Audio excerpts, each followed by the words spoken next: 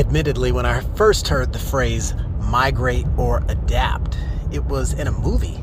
I was watching a movie. It was a movie called How to Be a Player.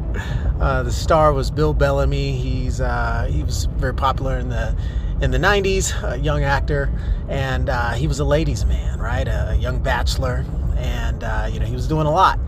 And some of the things that went on in the movie have to do with his never-ending quest for, we'll call it love, or something that maybe closely resembled it in some instances. But he ends up meeting his match, and his ways eventually catch up with him. And the phrase, when he gets busted by two-timing, so to speak, or overextending himself in his relationships with the female sort, she left him a phrase that said, migrate or adapt. And that was effectively his checkmate. He'd been busted, his whole, evil plot had blown up in his face. And when you think about the idea of migrate or adapt, that's a powerful phrase. It's saying you need to move or change. And imagine, if you found yourself in a situation where you had to migrate or adapt. Because philosophically, we can look at it as an attitude type thing. If you don't like your situation, change the station. There's nothing locking you in to staying there, right? So sometimes we have to look at either moving or adapting. And so I say that from a thought process standpoint first, because sometimes to just move or migrate is to shift or change our channels and adjust our focus. On the other side of the coin, the phrase adapt, meaning to change, does not necessarily mean change who you are. It's not as though I'm suggesting a shift away from our core values that we've established. What I'm rather suggesting is a change in approach, potentially a change in strategy, a change in your evaluation process, a change in the actions you take, right? So thinking about migrate or adapt, which one will you choose? The very first time that I was forced to make a decision, migrate or adapt, I was pretty young. I was still in my early 20s. I just got out of school. I was hired on to a company to work in my dream city.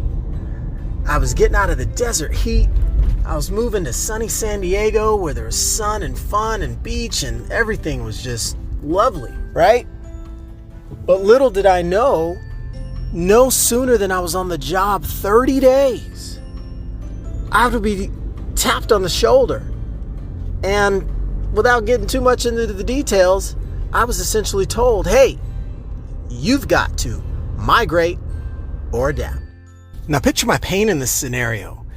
Young kid fresh out of school, gets a good paying job, moves to his dream city. He's ready to just live it up and have the time of his life, right? And just like that, awaken from a dream. You've got to make a decision. Migrate or adapt. So what's it going to be? And, just to fill in a little bit of the blanks, you got proper context. Because I was hired on, the idea at the time was this was part of what's called in corporate America a resource action. Okay. Now, a resource action or an RA is generally referred to as a layoff, but it's also used to put resources in locations where they're going to be best optimized. So that was what was driving all of this.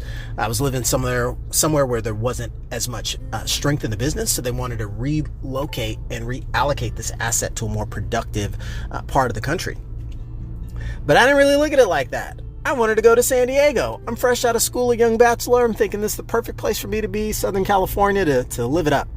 I didn't want to go to Denver, Colorado in the middle of the winter and play in the snow because I didn't know anyone there. I had no desire to even visit. I don't ski. I'd rather learn to surf. So the idea of a migration, what? Dude, I'm fine where I'm at. I'm happy. Why would I go anywhere? But the devil was in the details with this particular opportunity for me, because if I did not elect to take advantage of that opportunity to migrate, then I'd have been forced into adaptation anyway, because the change in my world would have been, well, you can get 8 weeks severance and 6 months medical, as I was told, when I didn't really understand the ultimatum as it was presented. And I was there saying, well, what if I just live in San Diego and visit Denver? And it wasn't really that type of opportunity. And I didn't have that say-so in this opportunity. I had to physically up and move. I had to migrate and make that move in order to keep my job. So checkmate, right? They take your money away. What are you going to do? Are you going to be forced to submit? And at the time, I had just got my first paycheck. So I was liking quite a bit at the time how those numbers were looking in my bank account. It's a lot better than things were looking when I was just a college student. So I said, hey, look, I've got no real attachment to California, and I've signed up with the company that I wanted to be a part of. So why not roll the dice, take the chance, right? I mean, it wasn't like I was moving to, a third world country. It was just a little bit further from home in a land that I didn't know very well. So I elected to make the choice to migrate. But some of you might have said, no. I want to be the one in charge of where I live and how I dictate my future with regards to my physical locality. And I'm sure I would have been able to, land on my feet at some point. But, the timing of that wasn't really what I was looking to do. I already had a job. I did all that part, and I didn't really want to go looking for a job. And as you might imagine, this was, 20 years ago. So, the dot-com bubble had just busted, and I was lucky to even get a job. This was, 2001, actually, in that summer. And this was just the way things were panning out.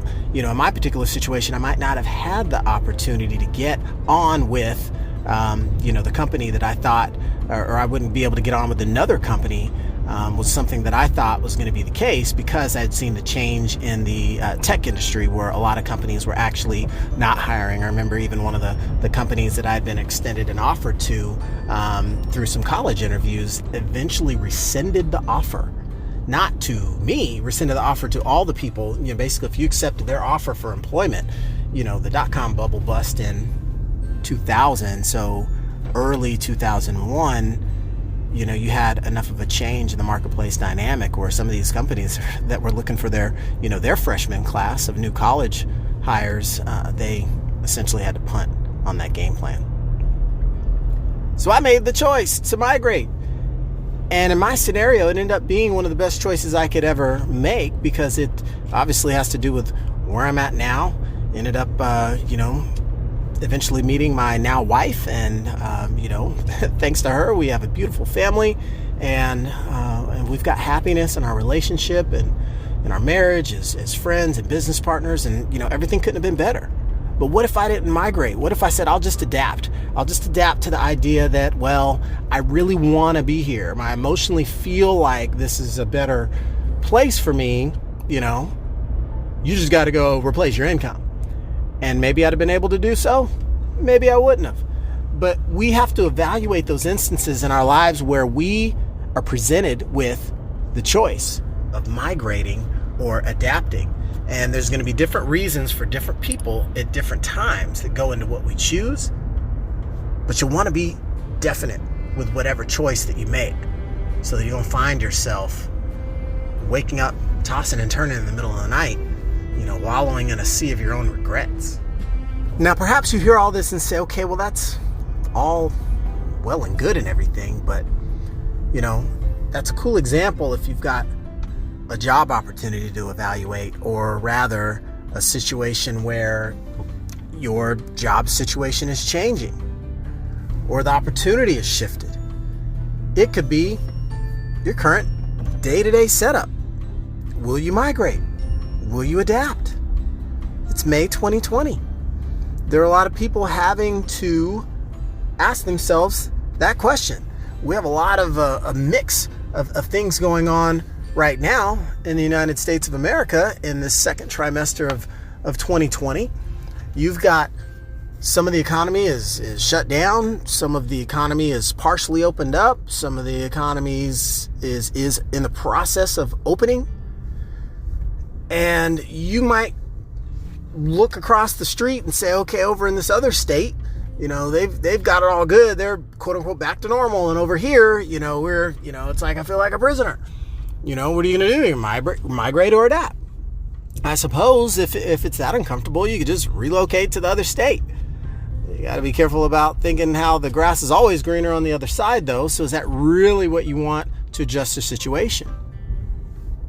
If you were to evaluate adaptation, are there things you can do to make your current situation better if migrating does not either appear to be, seem to be, or actually is not an available option? Maybe the option is not appealing, maybe it's not possible. But to migrate, that's one choice, right? Or you could adapt. How many of you out there in the last 30 days have become more healthy in your lifestyle? That in and of itself means you're choosing to adapt. How many of you out there have developed a closer relationship with either your spouse or your children, your family as a whole, maybe distant family members that you haven't been in contact with? You're choosing to adapt, right? We all recognize the necessity to make changes in our world from time to time. But sometimes you just need to move and shift, and sometimes you need to actually change. So which situation is best for you? I'm not really in a position to decide. But when you take the time to look at how you could adjust your situation based on what's in front of you, recalling the simple fact that you are always in a position of power. The last example I'll give is in that realm of maintaining and preserving your well-being, and it has to do with relationships. And when you think of how the people you keep, your family, your friends, they're all either assets or liabilities. They're lifting you up, they're tearing you down. They might be somewhere in the middle. But in some of your relationships, you must make a choice. Because one of the key lessons that I learned from Darren Hardy when it comes to relationships is not a 50-50 thing. It's not an 80-20 thing. It's not a 90-10, a 99-1. No, it's 100% and 0%. From the perspective of the individual, you've got to have 100% commitment to be able to make that relationship exactly what you want of it and depend nothing on the other individual. Now, they possess that same responsibility. They are 100% responsible for the outcome of the relationship and should look to you for none of it. And that type of philosophy may put you in a position, if you accept that and follow along, you may say, hey, if I'm in a situation, I may have to migrate or adapt. Because all of you out there have an amount of self-worth. You have an amount of value frequently determined by you, and it's typically lower than you should rank or grade or rate yourself. You've got value, and you should always cherish and preserve that. And if you find your situation to be one such that you're in a relationship that's not fulfilling and you're not winning, it boils down to those two things, because you don't have to stay. You can move, and you can also change. And some of that has to deal with the maturity of us looking into the mirror, looking at ourselves with honesty and say, okay, if I've got a relationship that's less than stellar, what am I doing to create this? What is my contribution to the situation that doesn't make me feel good? Maybe I'm the one that needs to do the adapting if I really don't want to migrate. And so these are some of the deep questions I think we can ask ourselves as we look at situations and crossroads in our lives and the people we interact with and how we handle things that are on our mind and in our world. If you don't like it, change it or move, migrate or adapt, right? I'll conclude with an old story I heard from my mentor, and he couldn't have told it any better. It's a story of an old hound laying on the front porch of an old house, and his owners just kicked back on the rocking chair, just rocking slowly back and forth. And the dog's just laying there, lazy old dog, just laying there, just kind of moaning, just kind of whimpering, almost like complaining, right? In an animal's voice. And his friend, the dog owner's friend, sitting there, he's also old timer in his rocking chair. He says, what's wrong with your dog? He just keeps sitting there moaning. What's wrong with him? What's troubling him? He said, well, it's really simple. The dog's laying on a nail. What? The dog's laying on a nail? He's laying on a nail, right? Why would a dog lay on a... Okay, so why doesn't he get up? Why doesn't he move? Why doesn't he change his situation? And the owner says, it doesn't hurt bad enough. And when I heard that story, I said, wow. For how many of us are we that old lazy dog laying on the porch? A little nail, a little prickle, a little something sticking on our side to throw us off a little bit and just annoy us, nag us, aggravate us, make us uncomfortable, provide a source of inconvenience, but it doesn't hurt bad enough for us to migrate or adapt. So with that, everybody, I wanted to leave you those words of wisdom, those experiences that I've had. I hope you take something really good from that. Look at your own situation. How can you migrate? Do you need to migrate? Can you adapt? How can you make improvements on your current setup so you can find greater happiness in your day-to-day life, regardless of what's going on in the outside world?